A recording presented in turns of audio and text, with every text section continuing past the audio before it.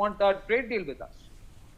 So All right, there are subterfuges. all right. We're of also what is learning happening. at this point in time that Pakistan has conducted training launch of Abdali weapon system, a surface-to-surface missile with a range of 450 kilometers amid heightened tensions with India following the Pahalgam terror attack. Ajay Jandal, my colleague, is joining us at this point in time to give us more details. Ajay, Pakistan seems to be, as Pathikrit also put it, posturing at this point in time.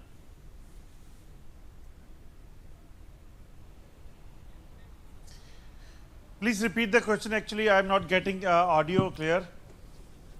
Ajay, Pakistan testing the Abdali system seems to be more of a show-off and posturing than actually sending a message to India.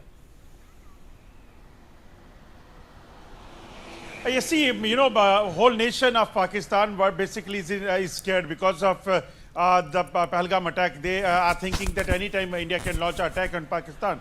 So that seems to be the reason that different people in Pakistan, Prime Minister, Deputy Prime Minister, Defense Minister, they are threatening India for the war, they are threatening India for the nuclear weapon, and now they are testing the missile. So they must be trying to basically pacify the situation or pacify their own people, those who are scared, because what is on the discussion after Pakistan have vacated their villages, people from the villages on the line of control area, that any kind attack can be launched from the Indian side.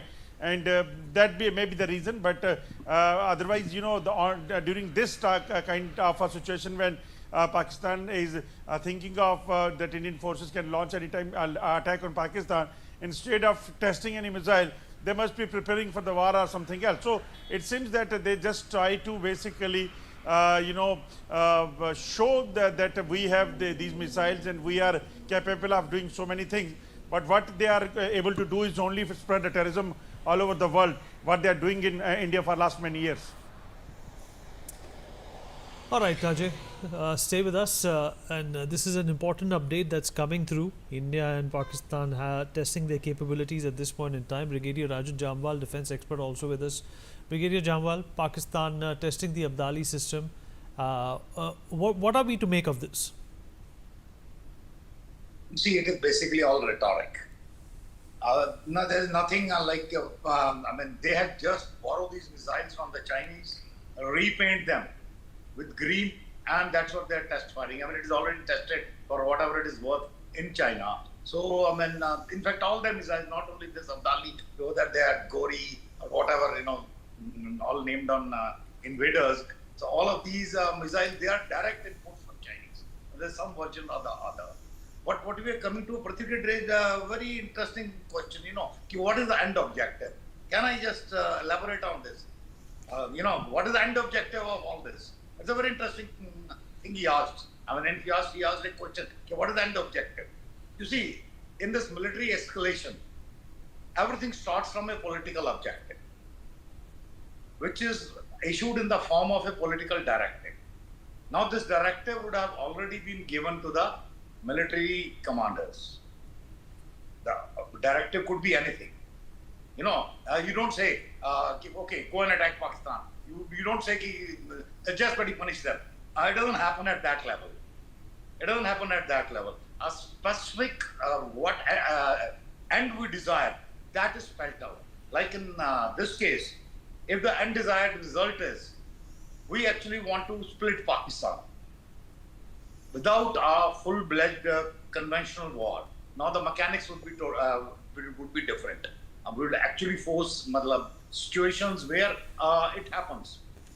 If the objective is to just discredit the Pakistan military, which is the binding force of Pakistan as a nation, to discredit the Pakistan military, even that can be achieved, the means would be different.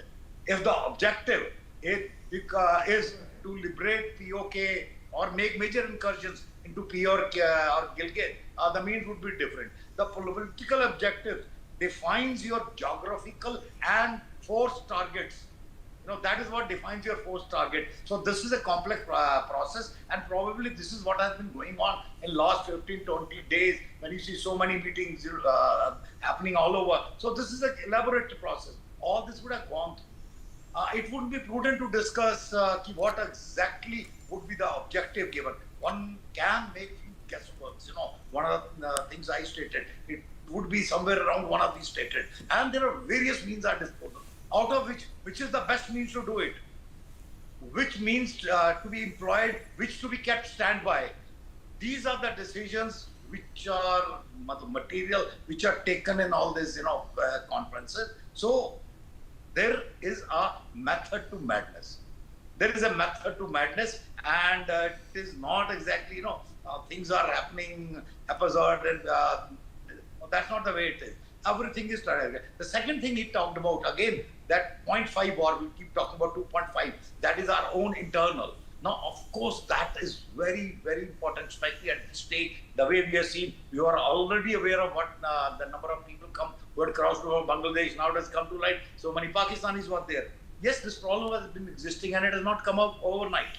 It has been built over a year, and it has been built to a plan. So it can be dismantled with a plan. It can be dismantled with a plan. It is possible, and I'm sanguine. The government of India is aware of it, working on it. A lot of surveys would have gone in. Not the exact numbers, but by and large, some areas where the concentrations are there, they would have been identified, and there would be plans in place in case a full-fledged war breaks out. These guys do not create an internal trouble. This much assurance should be there. The people in power, they are aware of these things, and dismantling may take a little time, but the damage they can create, that has to be minimized, and there will be plans for that. Yeah, thank you. All right, breaking news coming in. Angola President João Goncalves has condemned the Pahalgam terror attack during a bilateral meeting with